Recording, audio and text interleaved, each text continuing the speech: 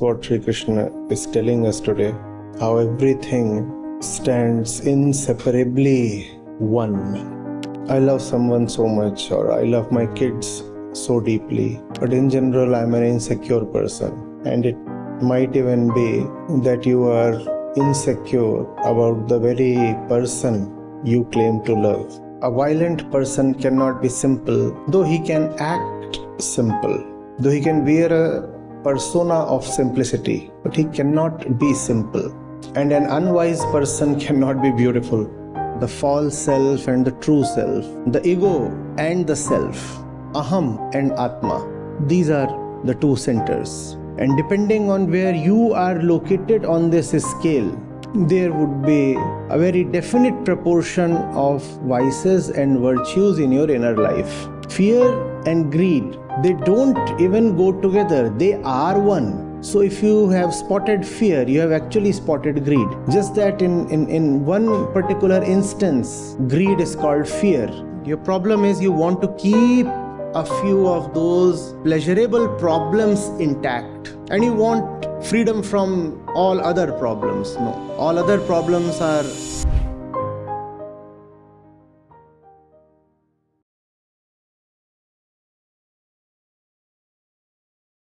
the field of wisdom is not about accumulating diverse virtues.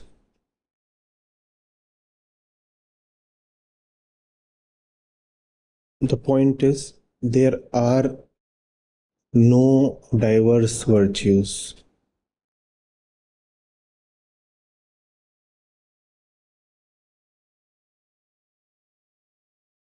In the external world, it is possible to be skilled in one thing and be unskilled at some other, to have knowledge in one field and be ignorant of many other things. It is possible in the external world. It is not only possible, it is the norm. We see it all around all the time. You can be a very good engineer, that does not mean that you know medicine. You know cooking, that does not mean that you know gardening. You know one language and you are a beautiful orator. That does not mean that you have command over any other language. One thing is one thing, with very little to do with any other thing. Mastery in one field does not quite translate into command over another field, that is the external world.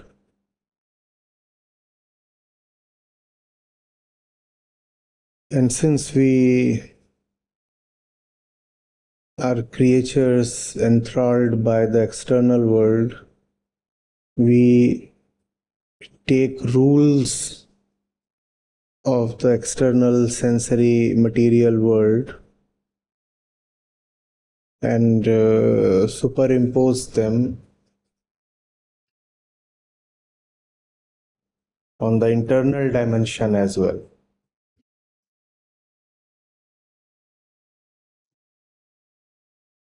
Which is obviously a mistake, and that's what Sri Krishna is telling us today, how everything stands inseparably one. You would have surely seen people who would have said you know, they are insecure, they feel insecure, but they are full of love for others. Have you not seen such people?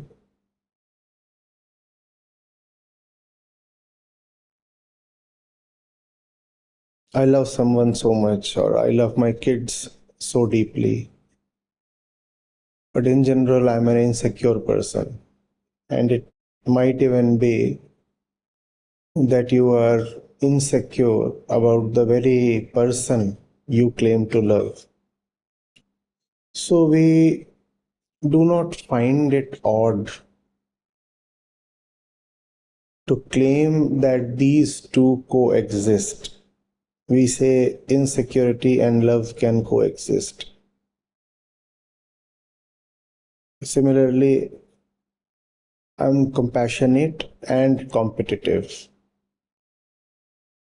I keep looking at others and I want to overcome them, overwhelm them, overtake them. But I'm full of compassion for the world. And we mention these two things in the same breath. Hmm?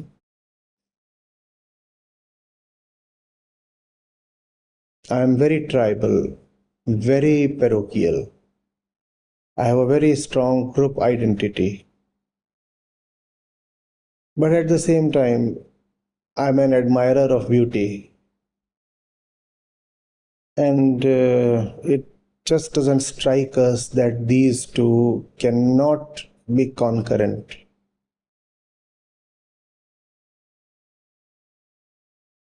You cannot be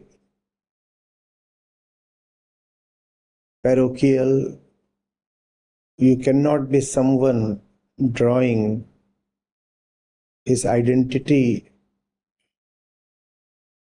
from a specific group of people or a specific place and yet claim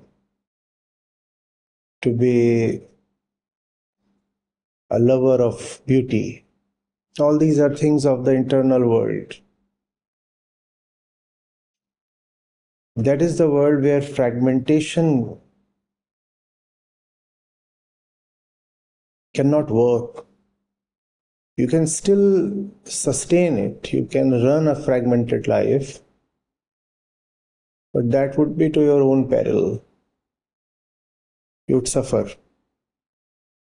In the external world, there is no such threat really. You can be, as they say,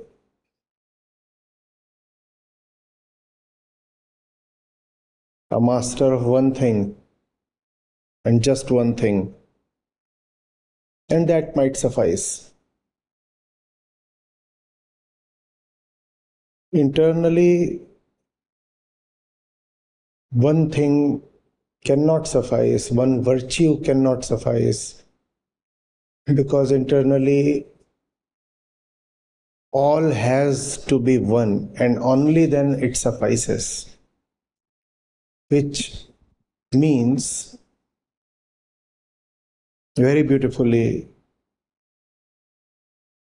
and also a bit scaringly that all that is sublime within you would be in the same proportion.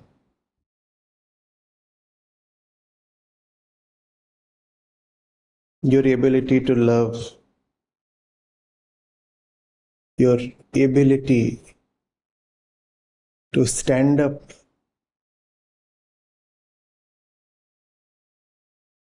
to false,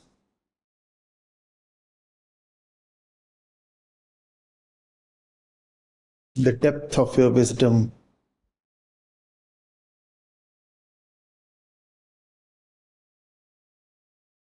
the purity of your relationships,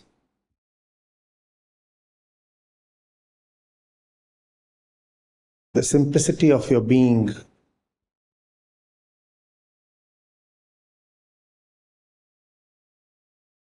All these would walk shoulder to shoulder, hand in hand.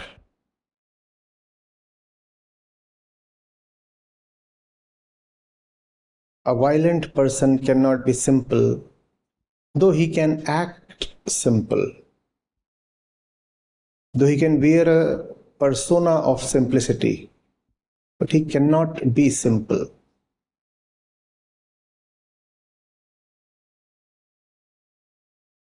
And an unwise person cannot be beautiful. Though being unwise, he can still put on a lot of stuff that would appeal to the other's sensuality and conditioning, and hence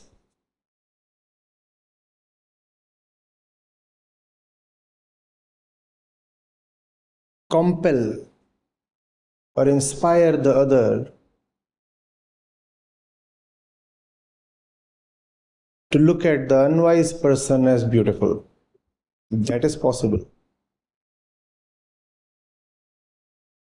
But really speaking, being unwise and beautiful is impossible. Similarly, being attached and courageous is impossible. You can have only as much courage as you have detachment. These run together in the inner dimension. Right? But in the outer world, we have specialists. And because we are convinced of the outer world as the truth, therefore, we get convinced of the possibility and practicality of inner fragmentation as well. You go to an eye specialist or a kidney specialist and talk to them about anthropology. They might not know anything. Yet, they are important people. You will not call them fools. And the world seems to run with such people, by such people who are masters of a specific narrow area. And that seems to be all fine when it comes to the world. But such a thing is not only not fine, but actually impossible in the inner world.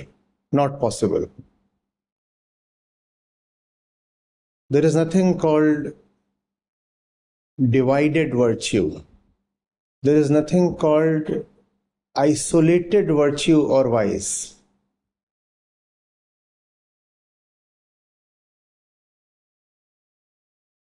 And that will tell you why practicing virtue is such a futile endeavor.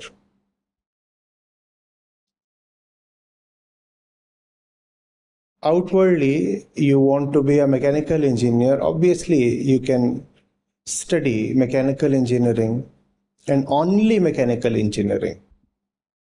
If you want to be a mechanical engineer and you devote much of your time to other fields of knowledge, becoming a mechanical engineer will be difficult. At least the 4, 5, 6 years of your engineering studies, you must be almost fully concentrated on one thing, or maybe a couple of things at most.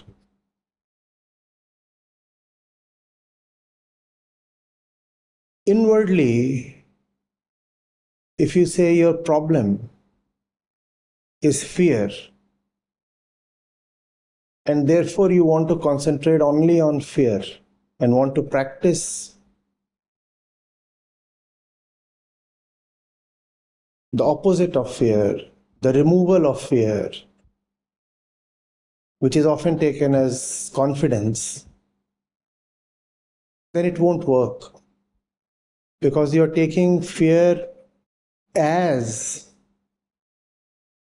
an isolated and independent entity in itself, which is true for mechanical engineering, but not true for fear.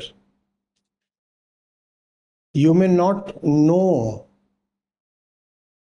medicine or psychology or philosophy or quantum physics, yet you can be a very good mechanical engineer.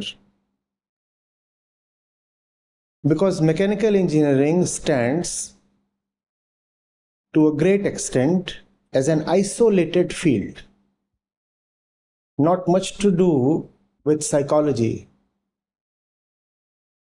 not much to do with quantum physics either. But in the inner dimension, fear is not an isolated thing. If you are afraid, then fear is just a symptom, a manifestation, an expression of something else. And expressions cannot be healed or cured. They can at best be treated and masked.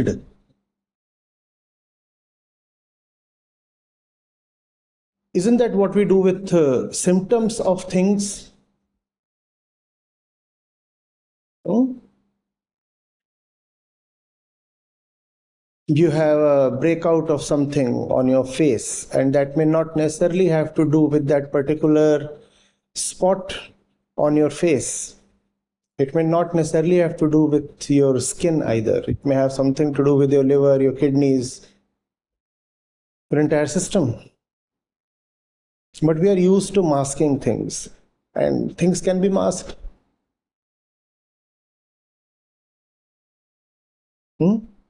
A little pimple, a little dot, a little scar. All these things can be marked. So inwardly also, when you will focus on the symptom like the pimple, then the maximum you can achieve is masking. And the masking of fear is called confidence. The problem will remain, and because of misdiagnosis, you will just hide, cover the symptom, which is self-deception. You're treating yourself and then declaring yourself to be free of the ailment. I used to be very fearful, and then I practiced this technique. I said I have to tell these few things to myself in the moment of fear, or I have to apply some method on myself, some mental method. And then I would no longer experience fear, and you can do these things and convince yourself that you are fearless, but you have just masked your fear. Because inwardly, the center, the source, the origin of all vices is one, and all virtues is one. Fragmentation in the inner sense does not exist. You can imagine it, you can assume it, but such assumption does not help you. So the same fellow who wants to remove fear from his life does not want to remove possessiveness or attachment from his life, right? Because I want to assume that fragmented treatment of fear is possible, right?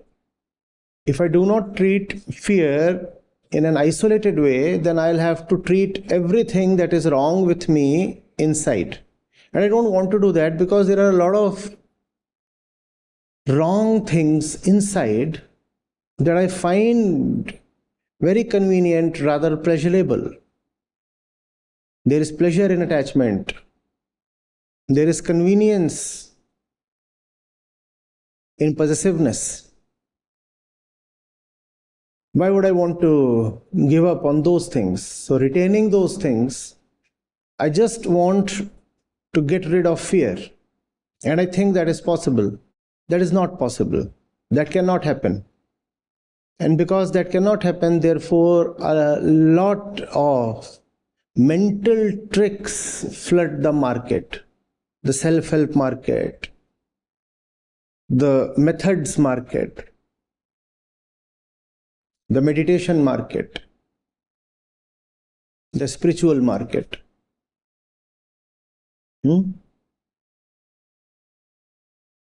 I just get angry very easily.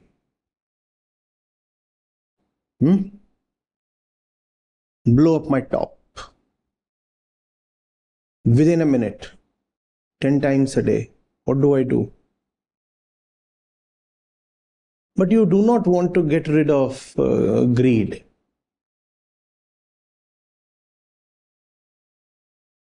You do not want to get rid of false perception, inadequate attention. These are not things that seem to actively hurt your self-interest. Therefore, you want to comfortably retain them. No, it's all right if I'm not very attentive. It's all right if I do not understand the world.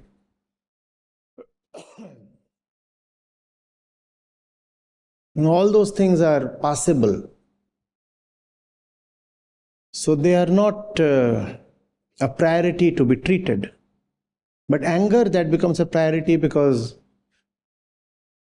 my wife walked out on me, my neighbors lodged a police complaint. So my boss threatens to fire me. Now, temper is a problem that threatens your interests. So you want to treat temper, anger in isolation. And you find it rather pleasant when someone promises to help you achieve that. I can help you with a new temperament management method is in market. I have a special meditation for self-control. There is a special trick, a kriya, to pacify the mind.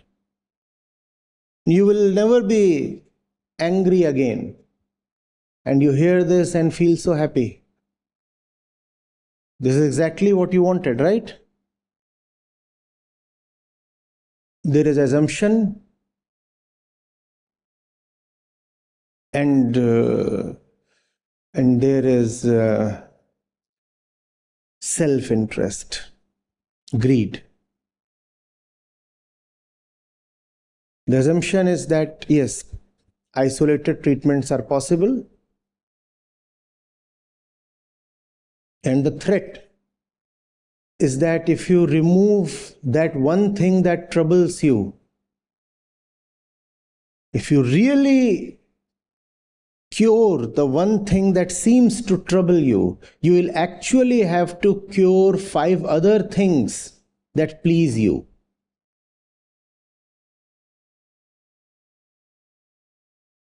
So we go for isolated, piecemeal analysis and treatment.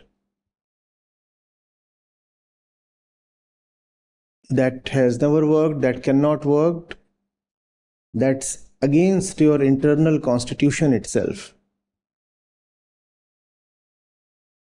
Internally, we said there are just 2.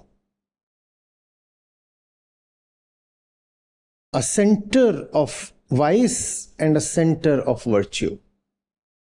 That's all. A center of vice and a center of virtue. And you have to decide where you are located. You could say there is a scale. At the 2 ends of which are these 2 centers. We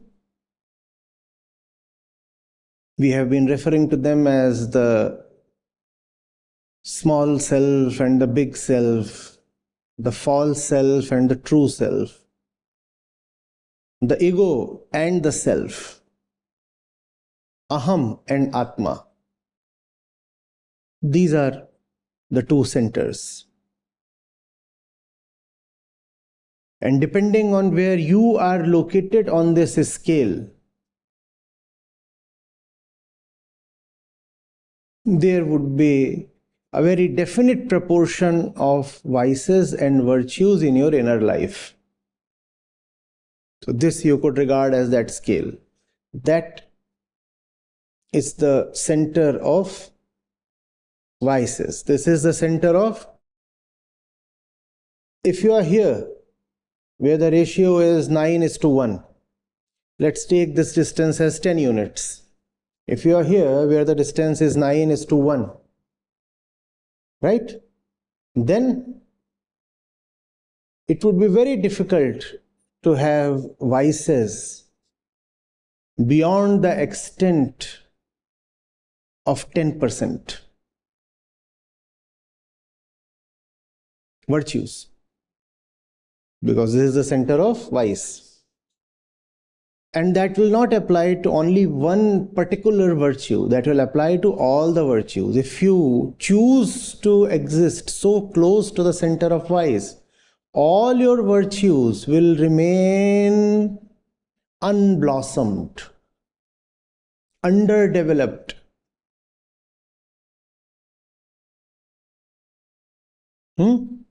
If you see that and you move on this scale in this direction,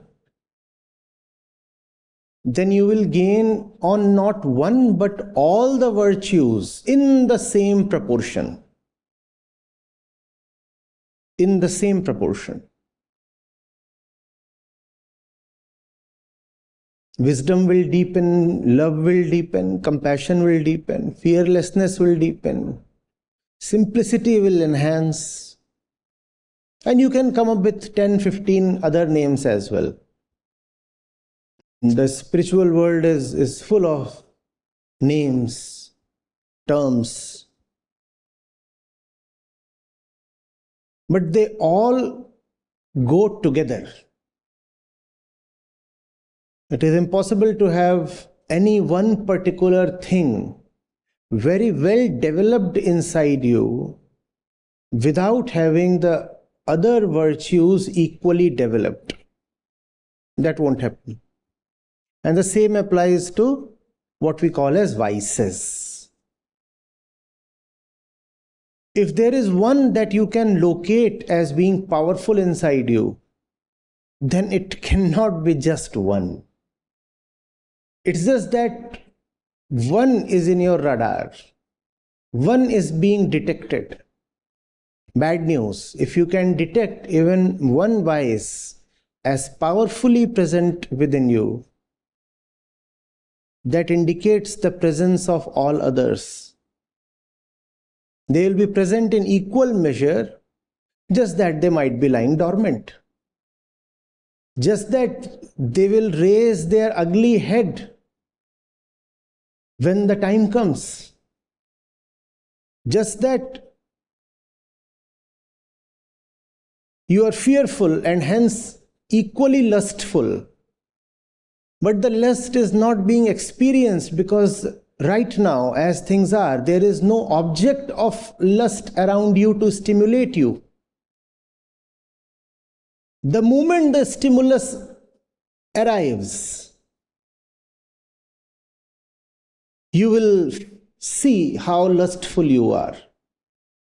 Right now, you think you are just fearful, not lustful. No, sir, impossible.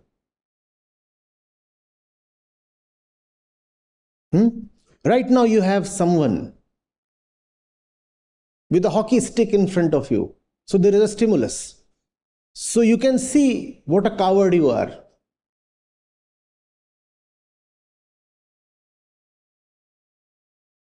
You think, no, my only problem is my cowardice. On other fronts, I'm a sage. This man goes away and something else comes. When the stimulus will change, then you will find a different vice is raising its head. It has to be present within. Why? Because it is not at all different from fear. So the very fear of existence is also the existence of greed. Do you get this? Fear and greed, they don't even go together. They are one. So if you have spotted fear, you have actually spotted greed. Just that in one particular instance, greed is called fear. In another instance, fear is called greed.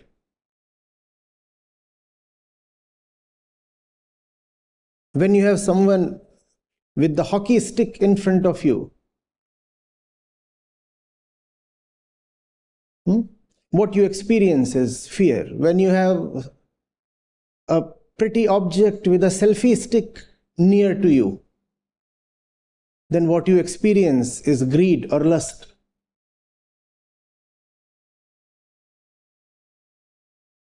They are one. Just the names change according to situations. Are you getting it? You cannot be an idiot without being cruel. Do you get this? An idiot is a very dangerous person. It is impossible to be unwise without being violent. And neither is violence the source of stupidity, nor is stupidity the source of violence. The sources are these two centers, and there are just two centers, the ego and the true self. Those are the centers. Don't treat your symptoms. Shift your location. See where you stand internally. Ask, where am I situated on this axis? The I, its location, situation, and identity, they decide everything. Getting it?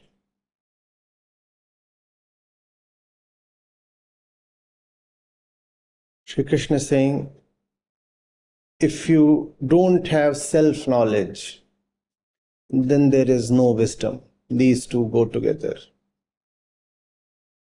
You cannot say I am someone who does not care to or does not dare to look at himself, and yet I am a wise man. Wisdom cannot be obtained from the world. You cannot say, I have experienced so much, I have read so much or traveled so much, and therefore I am wise. Wisdom does not come from experience, wisdom comes from knowing the experiencer. Without self knowledge, wisdom is impossible. They will go together, though we don't want to believe that. Next thing, the one who is dependent on and attached to the world can never understand the world.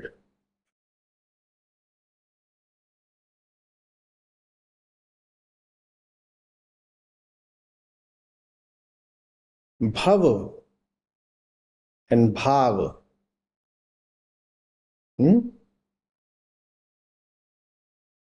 What is it that seems existent?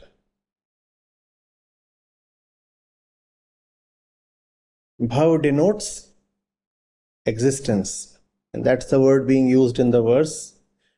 That which seems existent cannot be understood if you are dependent on it.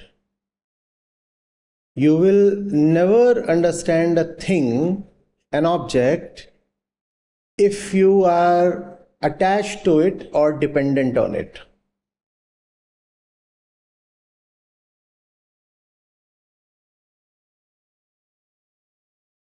So if you are dependent on the world, you can bid goodbye to knowing what the world really is.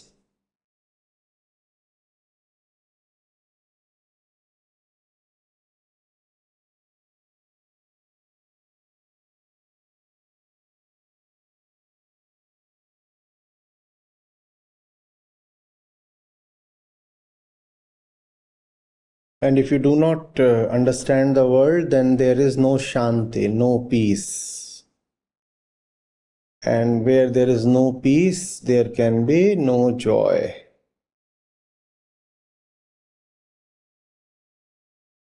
Dependent on the world, attached to the world, drawing your identity from the world, basing your hopes on the world,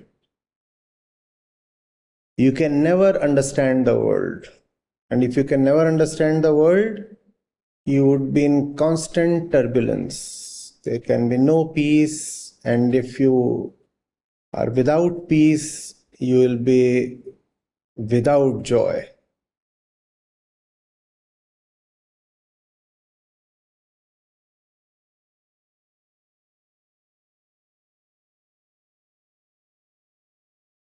And these things will necessarily go together. You would like to pick and choose, but picking and choosing in the inner world is not possible. Joy and peace will go together.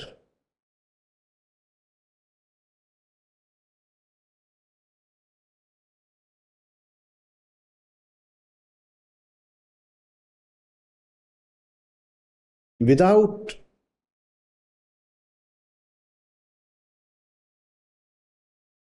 simple and simply outrageous joy in your life, it is impossible to be peaceful.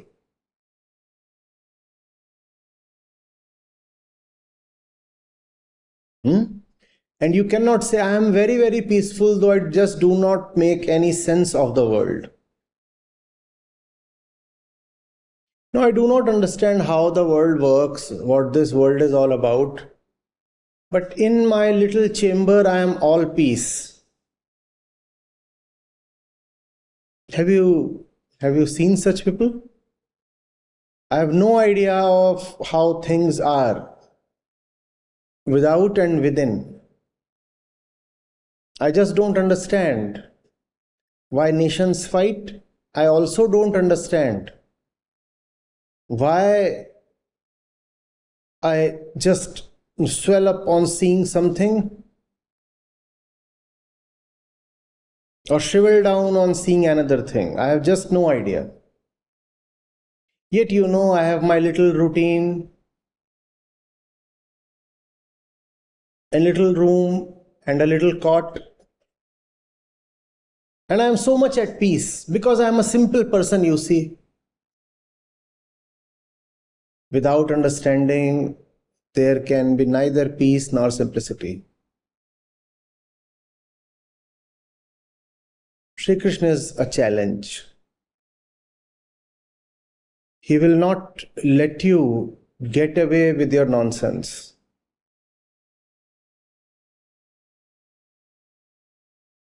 He will not allow you to keep proclaiming the false as the truth.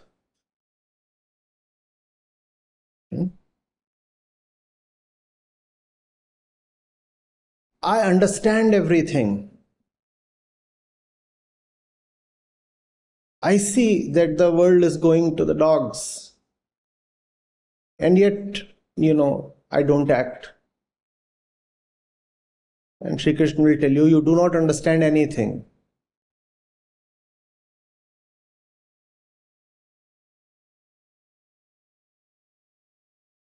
Fear of consequences, laziness, tardiness,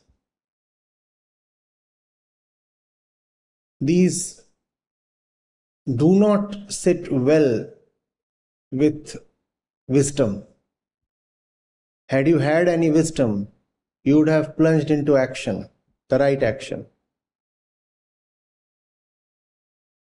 But it is in your interest, your own self-perceived interest, to claim that you are wise but reluctant to act. Sri Krishna will say, if wisdom does not translate into fearless and desireless action, then there is no wisdom.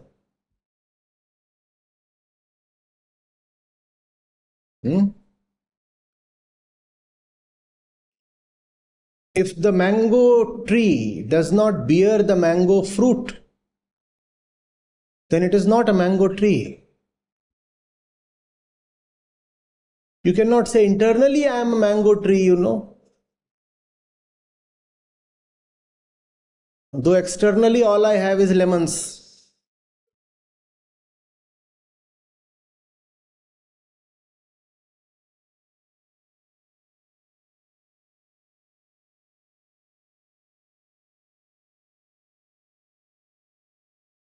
If you are a mango tree,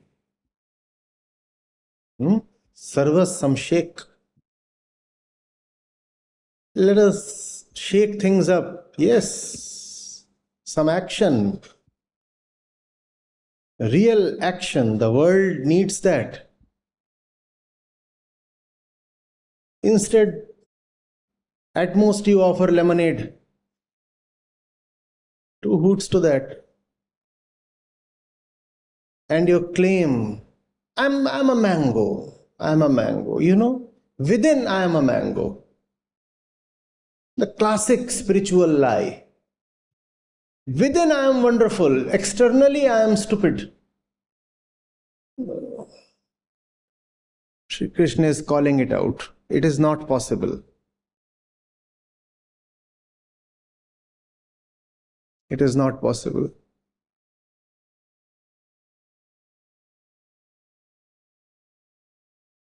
Even if the mango tree wants to, it cannot stop itself from blossoming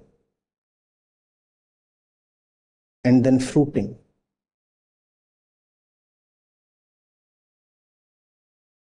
The rose cannot prevent itself from flowering.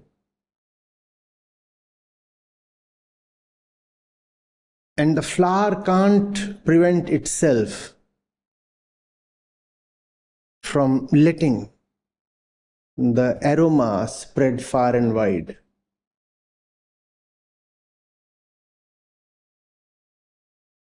If there is a flower but no aroma, you know it's a false flower. If there is the rose but no flower, you know it is a false rose. So if the aroma doesn't spread far and wide, the rose itself is some unrose.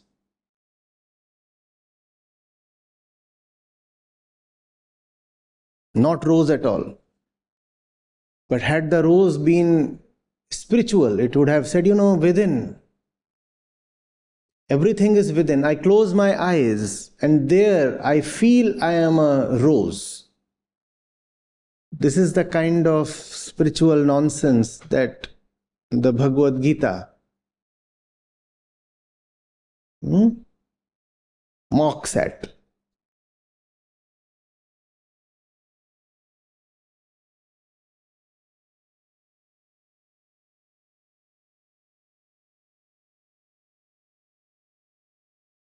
So wisdom, self-knowledge, realization, detachment, peace and joy.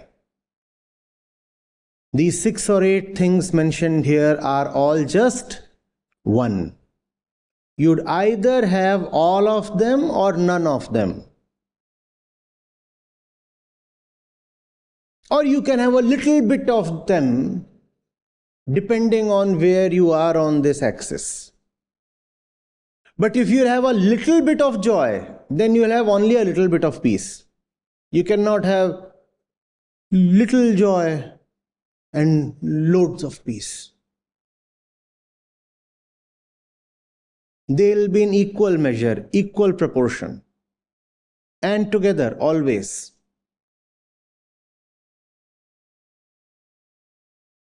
Even joy and wisdom go together. It's a beautiful thing.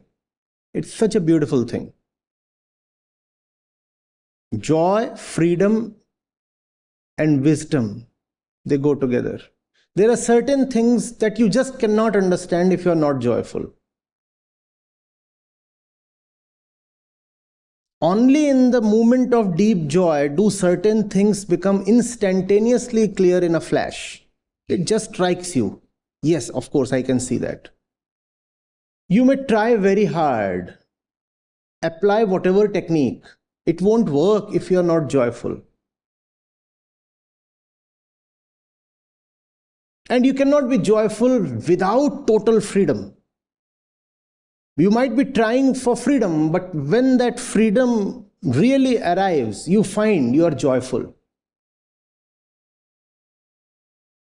You are trying for freedom.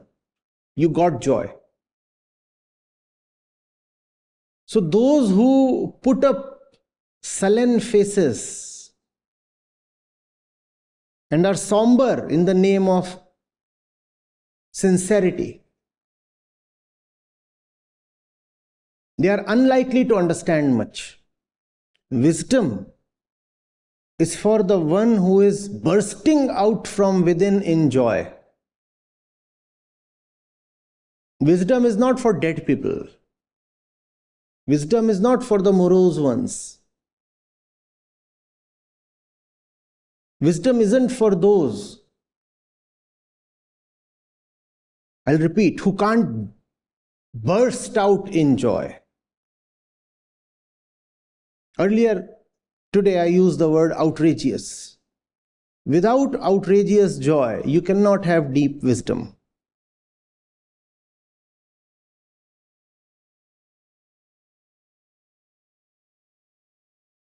And instead you have so-called spiritual figures. You look at their faces. They look almost depressed. And in certain circles, even laughing is a crime. Joy is way beyond laughter. But if even laughter is a crime, what is the possibility of joy? And if there is no joy, there can be no wisdom.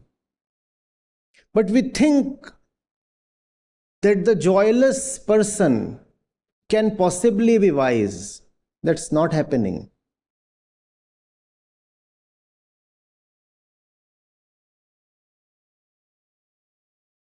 We think that remaining in your confines, in your chains, you can still have wisdom. That is not possible.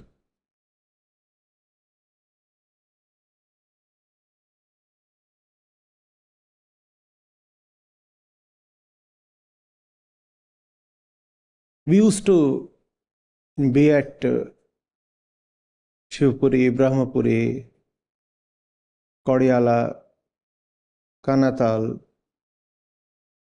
These are all places ahead of Rishikesh.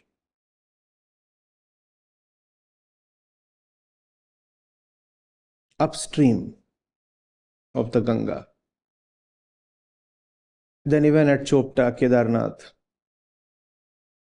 as you would wind higher up on the hills. And it was a very distinct and repeated experience, especially the Upanishads would appear so straightforward, so commonsensical, so intuitively true.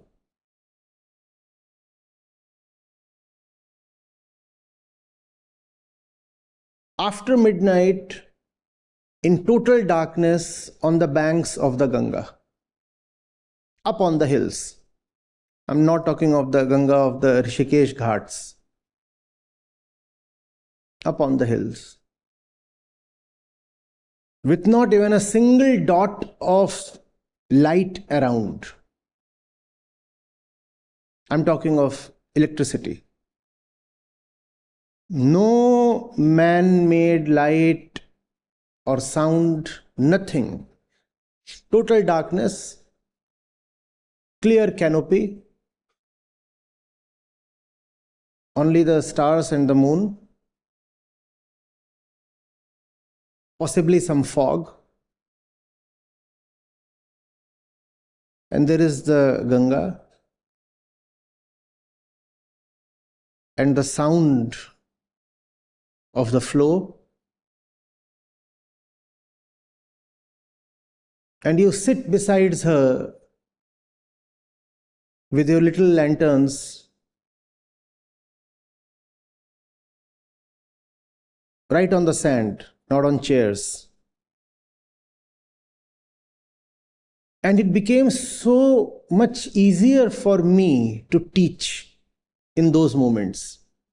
And those who have learned from me there, in those days, in those moments after midnight, they just learned. I could impart more to them than I probably can in this high-tech setting.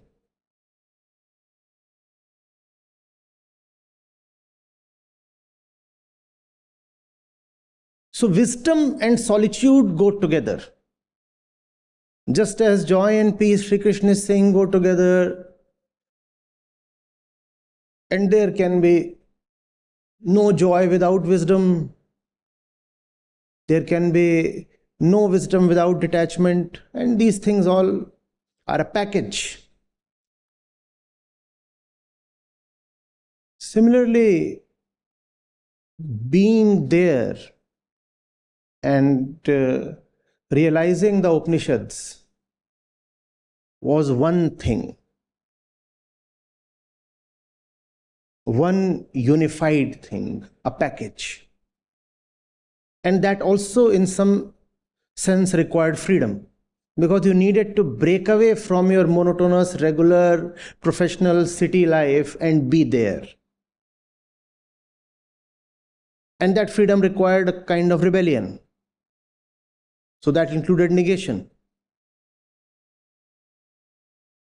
Because riding up to Chopta on your bike, that bullet, that too on ice covered roads, was for sure not a thing that many would call as sensible. It did that. And then the texts just revealed themselves very intuitively, very obviously.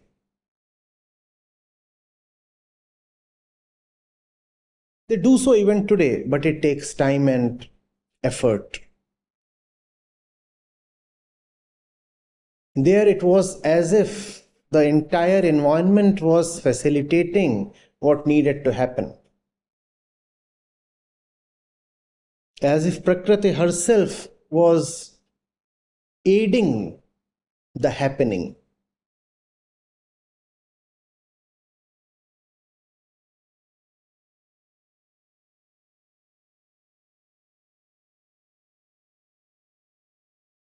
Are you getting it?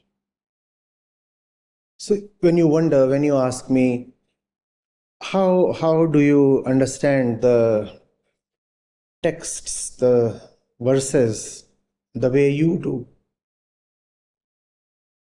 And I have been asked often that what you bring out from the verses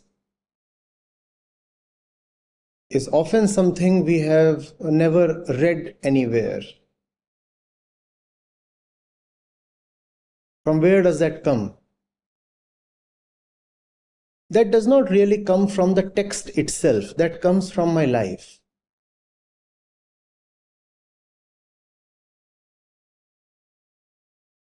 Text and wisdom do not necessarily go together. But freedom, rebellion, and wisdom, they go together.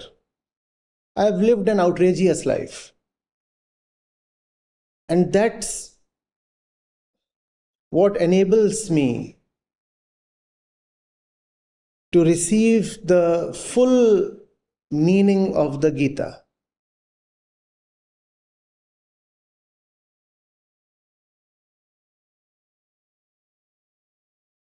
You cannot be someone living a comfortable, closed, traditional life, not risking much, not going beyond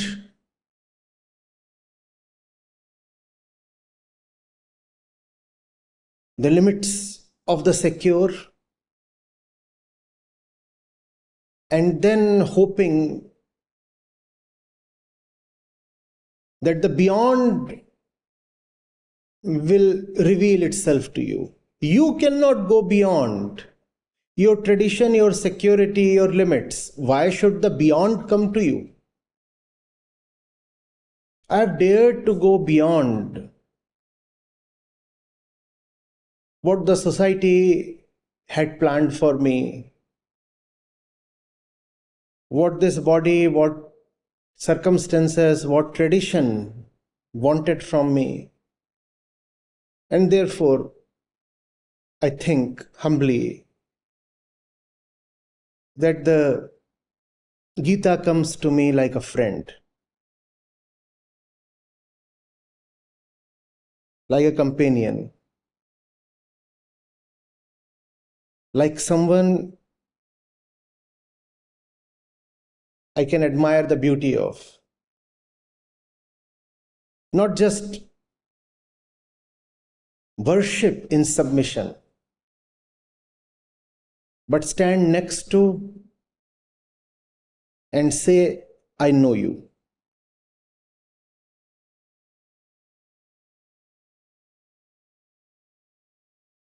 These things go together. What it means is,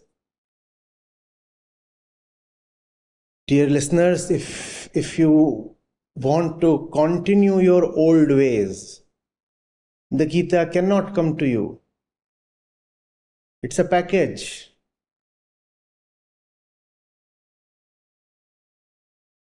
If you want to maintain your old dreams, hopes, desires, associations, identities, the Gita will not come to you. Worse still, some of us think that the Gita, if learnt, will help us fulfill our desires. If you keep your desires, the Gita will not come to you in the first place. How can darkness and light coexist? These two centers cannot coexist. You have to choose. You cannot say, I am a fulfilled ego, I am a wise ego. No.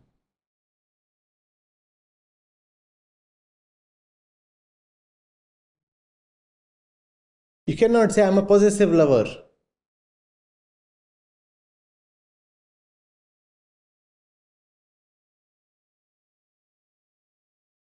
You cannot say, I am a philanthropic accumulator.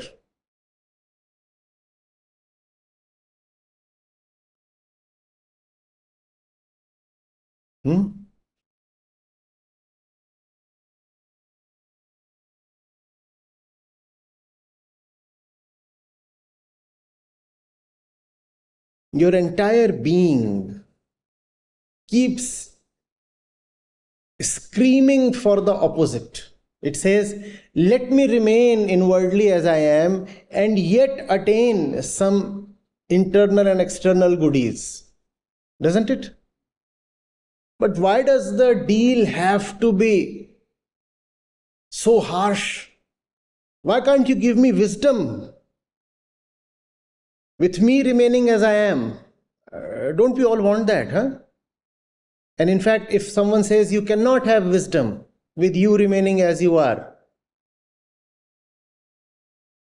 we feel mistreated. We feel offended. He could have given it to us, he denied it to us. Let's kill him. He cannot give it to you. Even Krishna cannot give it to you.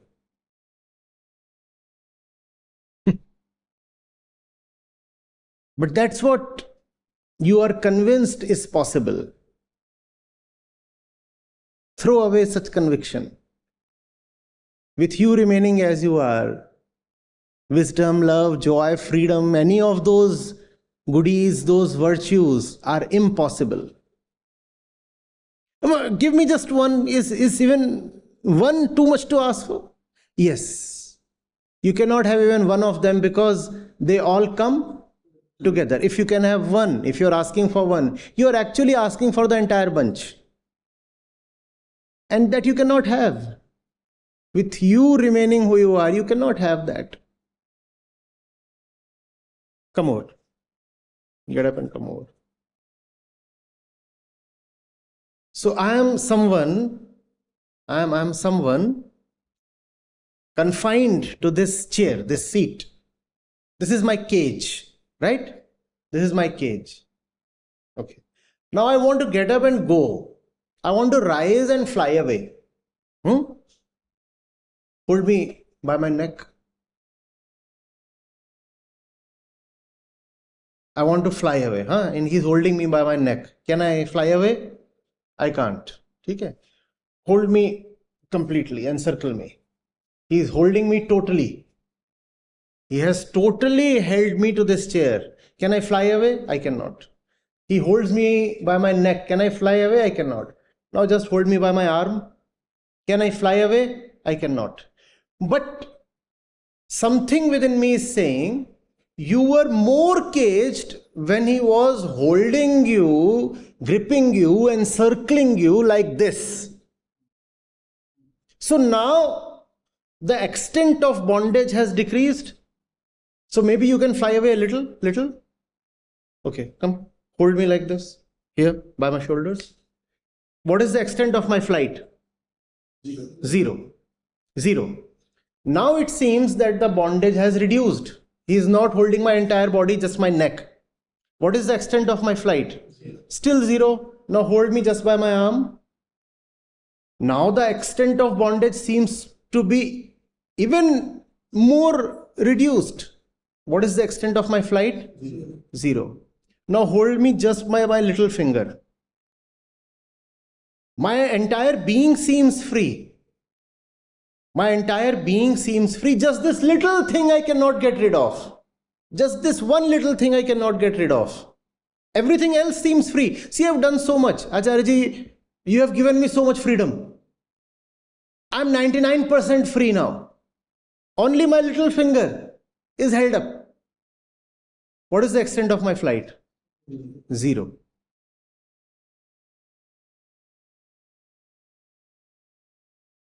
And this looks so unjust, because there does not seem any proportionality. I was a drunkard, I was attached, I was lustful, I was fearful, I was violent, and I was said, there can be no liberation for you. I understood. Now I am only lustful, or just possessive. Everything else I have given up. Miraculously, though even that is not possible. I had 10 vices and I couldn't be liberated, and I could understand that. Fine, I have so many vices, I can't be liberated. Now I have just this little thing, my lust. And yet I am being told, you cannot be liberated. I could have understood that had I been told that, since you have 80% freedom now, so you can have 80%. There should be some proportionality. No, sir, you don't understand. There is 0 freedom. As long as even one of those vices exist, actually all of them exist, just that they don't appear to exist. They have gone dormant. For example, when he was holding me by my shoulders, then it was clear that my shoulders cannot get away. But even when he is holding me by my finger, isn't it obvious that my shoulders too are still captive? If you hold me by my finger, are my shoulders free? But you will claim, now my shoulders are free, so give me some liberation at least. No, sir. If one of those vices exist, all of them exist. If your finger is held by someone, that fellow is not holding just your finger, but your entire being. If a little bit of you has been captured or captivated by someone, he has captivated your entire thing.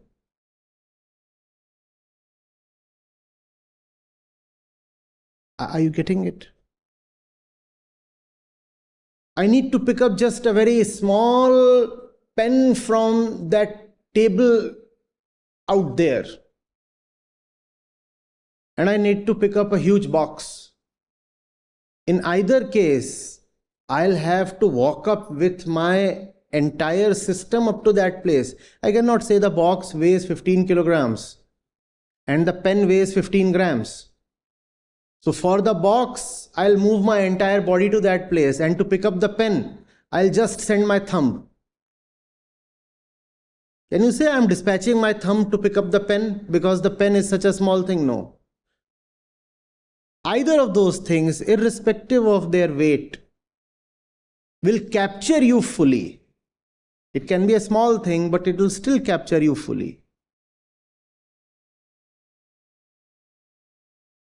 Your problem is you want to keep a few of those pleasurable problems intact.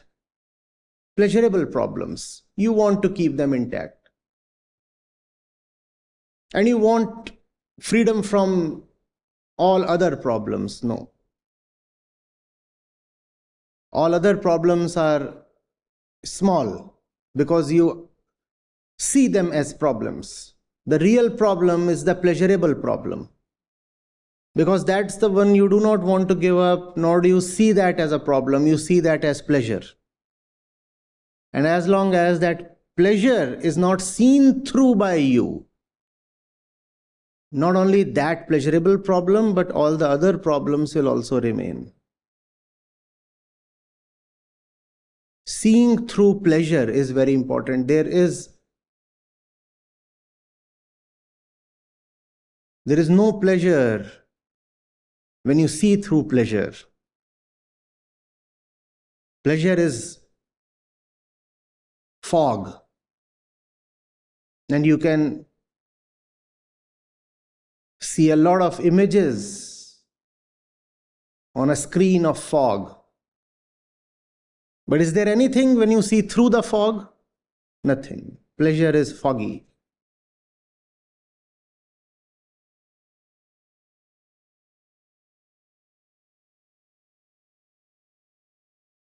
But yes, in that seeing through, there is tremendous joy. The first question is from Rupali ji. Unfortunately, she was unable to come on video, so I'll want to ask the question on her behalf. Her question is, Namaste Acharya Ji. There is a recurring theme in Vedanta, which you mentioned in today's session as well, and that is that attachment prevents understanding.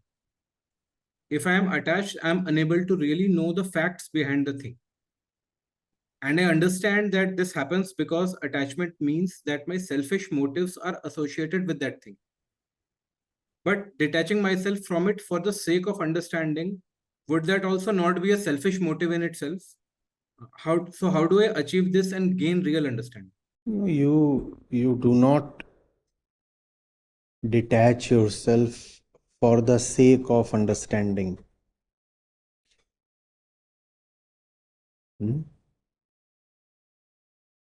What you are saying is, when you will give up the attachment, then you will have understanding.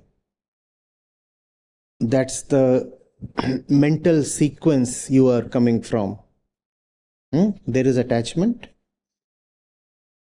and when I will drop the attachment, I will get understanding. That's your mental model, right? No. Yes. It doesn't proceed that way. One always proceeds from what is, not from what one wants. So there is attachment. Understanding will not come when the attachment is gone. You have to understand the attachment itself. The attachment is, and that's where you have to start from. There is attachment. That's what you are operating in the envelope of. Attachment, and the consequent fog. That's all there, right? Because it exists, don't you want to know what it is? It has become your life. Don't you want to know what's going on?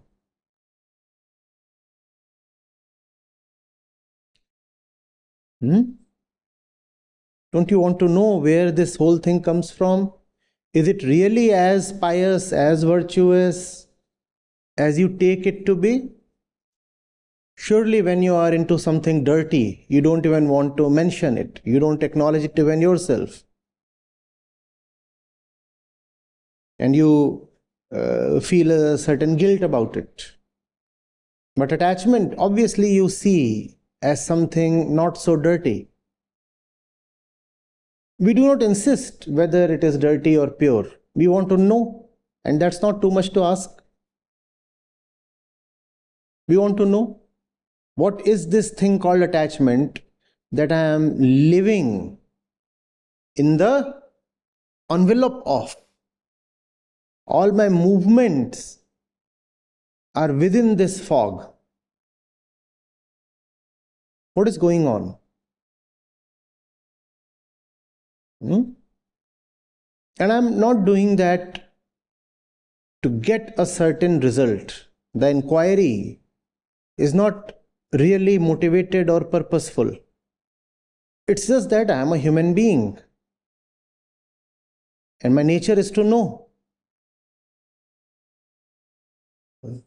Desiring a better future or a great outcome, that is not the nature. I'm not talking of Prakriti as nature. I'm talking of Swabhav here, your inner nature, the nature of your consciousness. Nature is to know. And if the entire climate is of attachment right now, won't I be dumb if I don't want to know? In fact, even wanting to know is an exaggeration. You just have to allow yourself to know.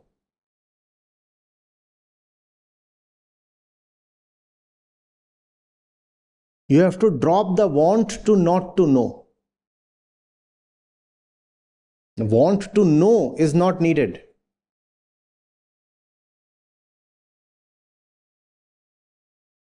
Want to know is not needed. You have to figure out why you want to avoid knowing. Knowing can be obvious, instantaneous, simple. And there is attachment. Why don't you yet understand attachment?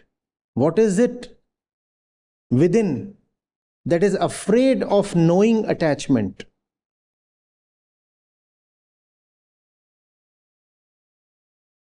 These are the things to be asked. Understanding is not some great point to be reached. Understanding is about the light that you shine on your present self and situations.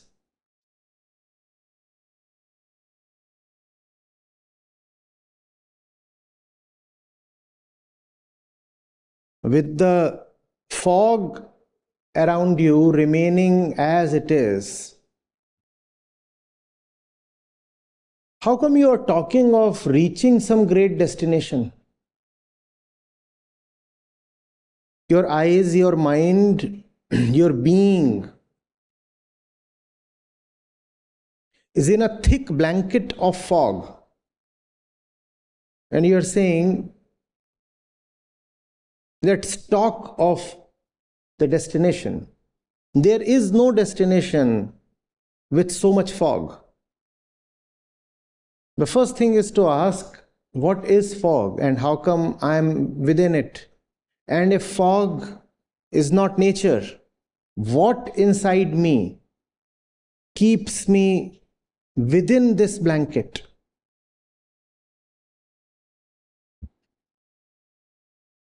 Yeah? Understanding is not a statement. If someone says, I have reached the final understanding and the final understanding is XYZ, just blabber.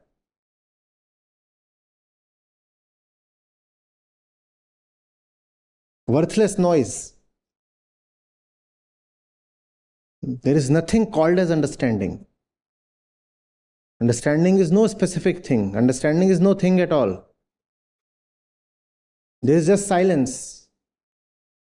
There is nothing there. Nothing that you can call as understanding. It's a dissolution. Nothing to understand, nobody to understand. Gone. But you think of understanding as one particular Amritsari dhaba on the highway. I have to reach there, and the great result will be that I'll be able to gratify myself with chole kulche. That's understanding for me. A point, a tempting point to be reached along a particular way. Understanding is the dhaba is gone, the chola is gone, the kulcha is gone. No chef, no manager, no waiter, and no customer. Understood?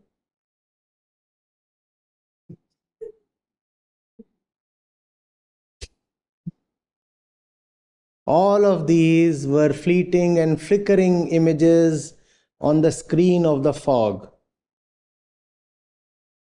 When your current fog is gone, all your imagined destinations also disappear.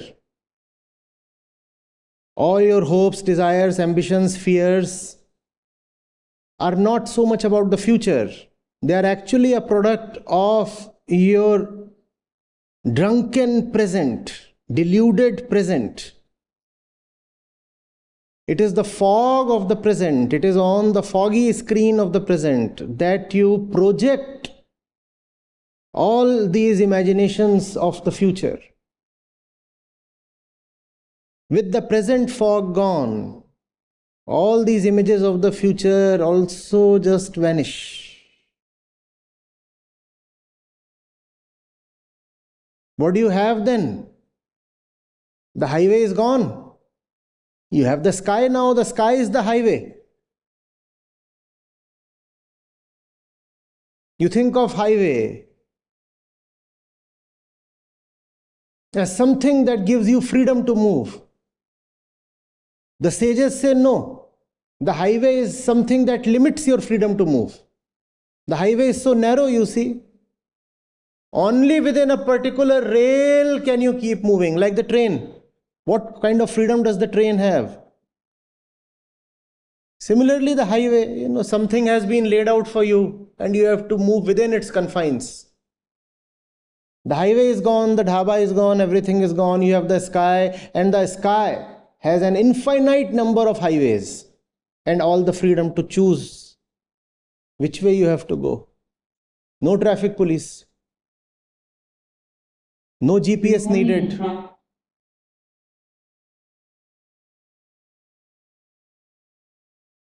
Nothing is needed to guide you.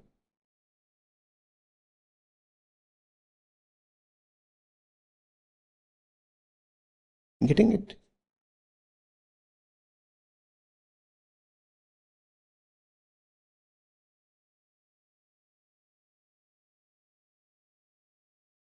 Was I on? Was I off?